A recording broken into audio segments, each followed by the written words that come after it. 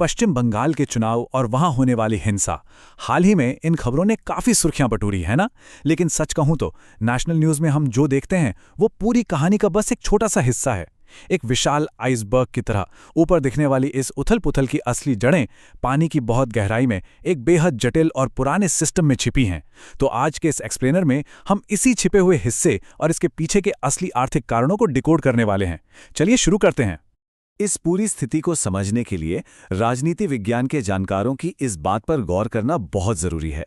उनका कहना है कि बंगाल में चुनाव सिर्फ राजनीति तक सीमित नहीं है, बल्कि ये लोगों की आजीविका और उनके बुनियादी अस्तित्व से सीधे जुड़े हैं। और यहाँ विनर टेक्स इट ऑल, यानी जीतने वाले को ही सब कुछ मिलता है। सोचने वाली बात यह है कि आखिर ऐसा क्यों है? चुनावी दांव इतने ऊंचे क्यों हैं कि नौबत इतनी भीषण हिंसा तक पहुंच जाती है? तो इस सिस्टम की गहराई को समझने के लिए हम इन 5 अहम पहलुओं पर नजर डालेंगे। दशकों पुरानी चुनावी हिंसा का इतिहास, स्थानीय प्रशासन की कमियां, अनौपचारिक अर्थव्यवस्था का चैलेंज, 2026 का राजनीतिक बदलाव और आखिर में यहां स्थिरता कैसे आ सकती है। शुरुआत करते हैं हमारे पहले विषय से, दशकों की चुनावी हिंसा। 1100 अब ये कोई मामूली आंकड़ा नहीं है। अभी हाल ही के चुनाव के ठीक बाद हिंसा को भड़कने से रोकने के लिए पुलिस को 1100 से ज्यादा लोगों को एहतियातन हिरासत में लेना पड़ा और 200 से अधिक एफआईआर दर्ज करनी पड़ी।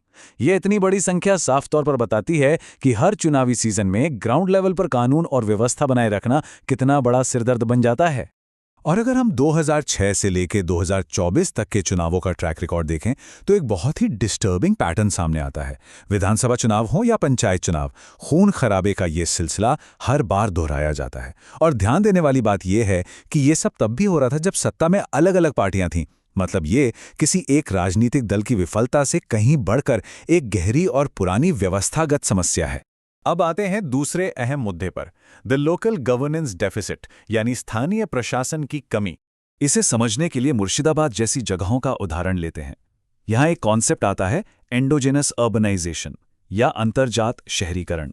सुनने में थोड़ा टेक्निकल लग सकता है, लेकिन इसका सीधा सा मतलब ये है कि ये इलाके इसलिए नहीं बढ़ रहे क्योंकि कोई बड़ा महानगर फैल रहा है, बल्कि इसलिए बढ़ रहे हैं क्योंकि यहाँ की लोकल ग्रामीण अर्थव्यवस्था अब खेती से हटकर दूसरे कामों में शिफ्ट हो रही है। अब शहर तो तेजी से बढ़ रहे हैं, लेकिन म्यूनिसिपल ढांचा वही पुराना है, जिससे प्रशासन में एक बहुत बड़ा गैप या कहें एक शून्य पैदा हो जाता है। इस टेबल को देखिए। 74वें संविधान संशोधन के बावजूद जमीनी हकीकत कुछ और ही है। शहरी नियोजन, जमीन का उपयोग और यहां तक कि फायर सर्विस जैसी बेहद जरूरी जिम्मेदारियां भी पूरी तरह से स्थानीय निकायों को नहीं सौंपी गई हैं। पानी की सप्लाई को छोड़ दें तो ज्यादातर अधिकार राज्य सरकार के पास ही हैं। अब जब लोकल बॉडीज के पास अपने इलाके को प्लान करने की पावर नहीं होगी तो जाहिर है कि प्रशासन पूरी तरह से पंगु हो जाएगा। और सबसे हैरान करने वाली बात तो इन आंकड़ों में है। स्थानीय नगर पालिकाएं अपने रेवेन्यू के लिए 68% तक सीधा राज्य सरकार के फंड पर निर्भर हैं। इनका अपना लोकल टैक्स कलेक्शन ना के बराबर है। जरा सोचिए, बिना वित्तीय आजादी के कोई भी म्यूनिसिपैलिटी स्वतंत्र रूप से काम कैसे कर सकती है? उन्हें अपनी हर छोटी बड़ी जरूरत के लिए ऊपर बैठे सत्ताधारियों का मुंह ताकना पड़ता है। और इसी से जुड़ता है हमारा तीसरा विषय, द इनफॉर्मल इकोनॉमी चैलेंज, यानी अनौपचारिक अर्थव्यवस्था की चुनौती। अगर मुर्शिदाबाद के वर्किंग क्लास के आंकड़ों को देखें तो साफ पता चलता है कि यहां बीड़ी बनाने और रेशम की बुनाई करने वालों का दबदबा है। ये सेक्टर मिलकर एक बहुत बड़ी इनफॉर्मल इकोनॉमी यानी अनौपचारिक अर्थव्यवस्था बनाते हैं। ये काम मुख्य रूप से घरों से होता है और इसलिए ये पूरी तरह से नगरपालिका के टैक्स और रेगुलेशन के दायरे से बाहर रहता है। बस यहीं से सारे तार जुड़ते हैं, क्योंकि ये मजदूर किसी फॉर्मल या सरकारी सेफ्टी नेट का हिस्सा नहीं है। इसलिए पानी, सड़क या घर जैसी बुनियादी ज़रूरतों के लिए ये पूरी तरह से लोकल राजनीतिक नेताओं पर निर्भर हो जाते हैं। और इसी वजह से प्रशासन और राजनीति के बीच का जो फर्क है वो पूरी तरह मिट जाता है।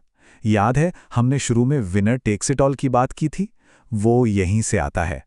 अगर चुनाव में किसी कम्युनिटी का समर्थित नेता हार गया तो इसका मतलब सिर्फ राजनीतिक हार नहीं है। इसका मतलब है कि कल से शायद उन्हें वो बुनियादी सुविधाएं भी ना मिले जिन पर उनका पूरा जीवन टिका है। यही चीज हमें हमारे चौथे बिंदु पे लाती है, द 2026 पॉलिटिकल शिफ्ट। 90 लाख 2026 के आने वाले चुनावों के नजरिए से इस एक नंबर ने पूरे राजनीतिक परिदृश्य में भूचाल ला दिया है। हाल ही में एक विशेष गहन संशोधन अभियान चलाकर वोटर लिस्ट से 90 से 91 लाख नाम हटा दिए गए। ये मामला इतना विवादित हुआ कि बात सुप्रीम कोर्ट तक पहुंच गई। अब इसके पीछे के राजनीतिक तर्कों को अगर हम किनारे भी रख दें तो भी एक बात बिल्कुल साफ है, इतने बड़े पैमाने पर नाम हटने से राज्य की इलेक्टोरल डेमोग्राफी के पूरे समीकरण ही बदल गए हैं। और ये घटनाक्रम बड़ी खूबी से दिखाता है कि राज्य का राजनीतिक विमर्श किस दिशा में जा रहा है।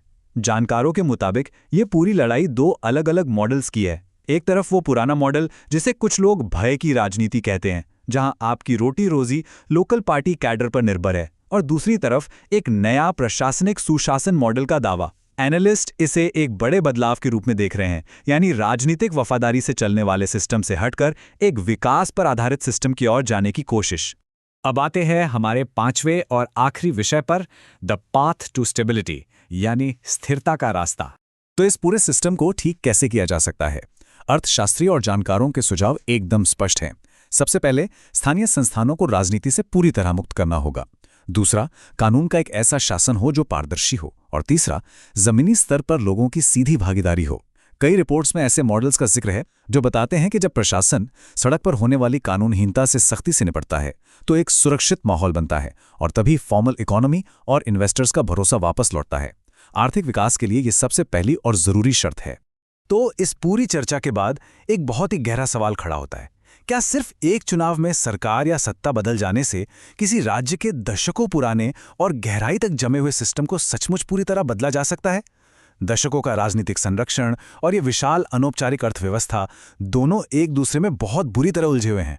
इस जाल को सुलझाना यकीनन किसी भी नई व्यवस्था के लिए एक बहुत बड़ा टास्क होगा। मुझे उम्मीद है कि इस एक्सप्लेनर से इस पूरी स्थिति के पीछे की जो असली तस्वीर है वो काफ़ी हद तक साफ हुई होगी। खैर, ये एक ऐसा सवाल है जिस पे हम सबको गंभीरता से सोचने की ज़रूरत है।